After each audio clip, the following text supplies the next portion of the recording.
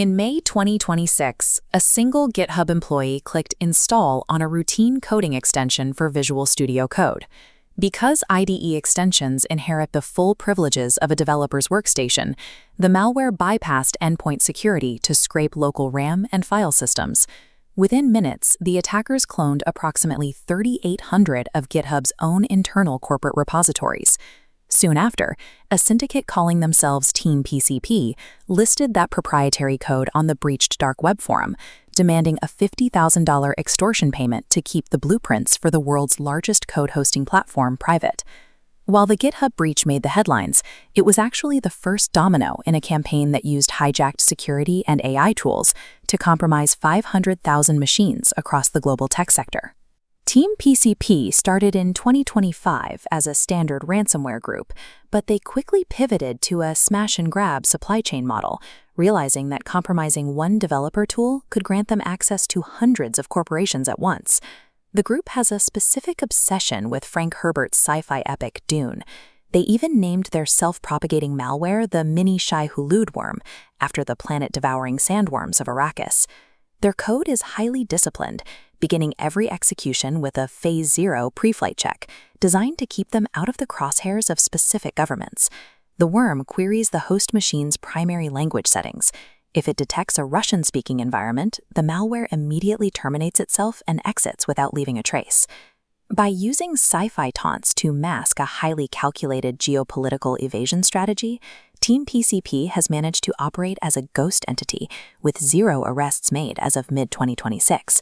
Their strategy is parasitic. Instead of breaking down the company's firewall, they compromise the automated tools that developers already trust and have already whitelisted.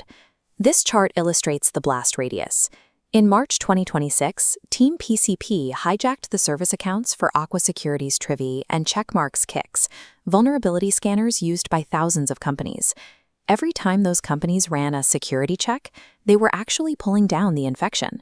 From there, the infection converged on an AI gateway called LiteLLM, which manages API calls for over 30% of cloud-based AI environments.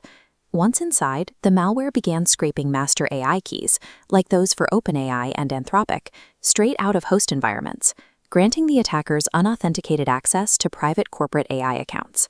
The damage was compounded by a technical error in the malware's code. A bug in its launcher created an infinite process loop that caused production AI servers to crash from instant RAM exhaustion, leading to hours of unplanned downtime. By turning the connective tissue of AI applications into a weapon, TeamPCP effectively exploited the industry's reliance on fast-paced open-source integration. To understand how they got this far, we have to look at how they defeated SLSA Level 3 provenance, a system designed to provide a cryptographic certificate that code hasn't been tampered with. During the TanStack router attack, TeamPCP used a rogue pull request to write malicious data directly into the GitHub Actions cache. It's like a robotic arm on an assembly line, swapping a part inside the storage bin after the initial inspection has already been completed.